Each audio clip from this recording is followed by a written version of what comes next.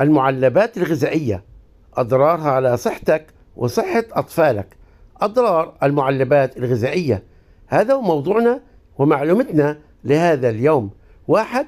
تحتوي الأغذية المعلبة على مواد حمضية، وهذه المواد تستخدم لحفظ الأطعمة من العفن، ولكنها قد تتسبب في التهابات حادة أو مزمنة في المعدة، وقد تزيد خطر الإصابة بقرحة المعدة. 2.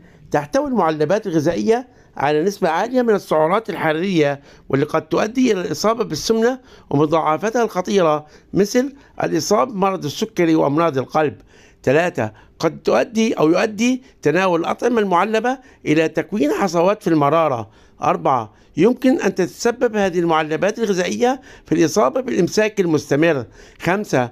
قد تحتوي الأطعمة المعلبة على بعض المواد التي قد تسبب الحساسية والطفح الجلدي. 6. تحتوي على كمية كبيرة من الملح، اللي بيؤدي إلى ارتفاع ضغط الدم وزيادة خطر الإصابة بأمراض القلب.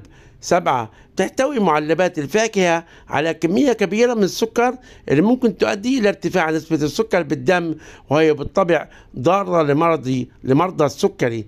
أيضا 8. إن الأطعمة المحفوظة في العلب المصنوعة من مادة الألمنيوم لها أضرار خطيرة على الصحة، ولذلك نظرا لتسرب مادة الألمنيوم للطعام، مما قد يؤدي إلى الإصابة بمرض الزهايمر. 9. تدخل مادة البي بي اي في أغطية المعلبات، وهي مادة بيسفينول A، والتي قد تسبب اضطرابات الهرمونات، وقد تؤدي إلى الإصابة بأمراض القلب وزيادة فرص الإصابة بأمراض السرطان. ولذلك يجب عليك عزيزتي المستمع أو المستمعة التقليل من تناول الأطعمة المعلبة. كما يجب عند شرائك للمعلبات الغذائية أن تقوم بقراءة مواصفات المنتج ومراجعة تاريخ الصلاحية قبل شرائه.